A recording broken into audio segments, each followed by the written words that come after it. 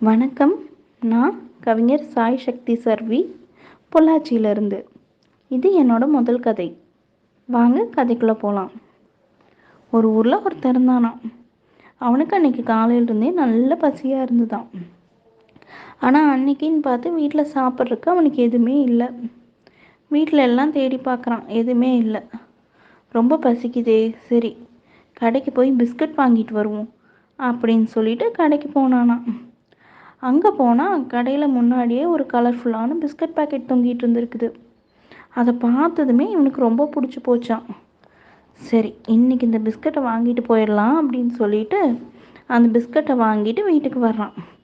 வந்து டேபிள் மேலே வச்சு பிஸ்கட்டை பிரிக்கிறான்.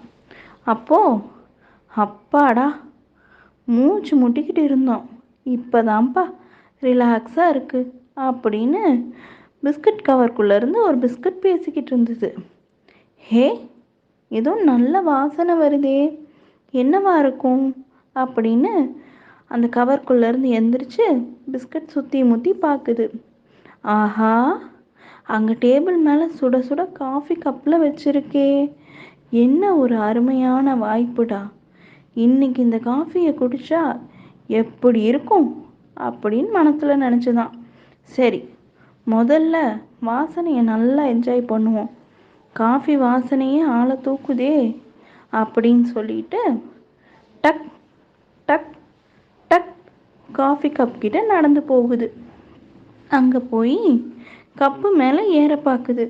ஆனால் பிஸ்கட்னால ஏற முடியல. 2 தடவை ஏறி பார்க்குது, அதனால ஏற முடியல.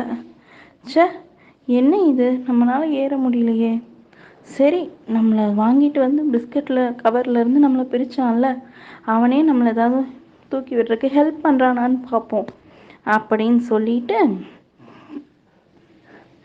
காஃபியவே ஒத்து பார்த்துக்கிட்டு இருந்துதான். அப்போது திடீர்னு யாரோ ஒருத்தர் அந்த பிஸ்கட்டை பிடிச்சி மேலே தூக்குறாங்க.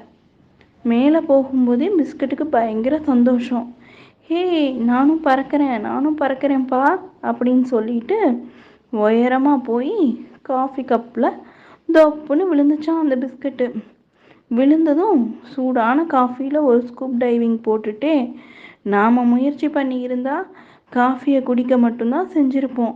ஆனால் இப்போ என்னடான்னா, நம்ம நினச்ச மாதிரியே இந்த பிஸ்கட் வாங்கினவனால காஃபிக்குள்ளே குளிக்கவே செய்கிறோன்னு மனசுக்குள்ளே குஷியாகிடுது. அப்போ திடீர்னு யாரோ அந்த பிஸ்கட் எடுத்து அதை வாய்க்கிட்ட எடுத்துகிட்டு போகிறாங்க. இப்போ பிஸ்கட்டு, ஐயோ என்னை கொல்ல போகிறாங்களா, யாராவது என்னை காப்பாற்றுங்க அப்படின்னு கத்துது. அதுக்குள்ளே அந்த பிஸ்கட் வாங்கினவன் பிஸ்கட்டை வாய்க்குள்ளே போட்டுட்டான். பிஸ்கட் நினைக்குது, பேசாமல் இன்னும் கொஞ்சம் நம்மளே முயற்சி பண்ணியிருக்கலாம், இப்போ என்னடான்னா நம்ம சோம்பேறித்தனத்தினால நம்ம இப்படி ஆயிட்டோமே அப்படின்னு சொல்லிட்டு கண்ணை மூடிட்டே செத்து போச்சான். இதுலேருந்து நமக்கு என்ன நீதி தெரியுது?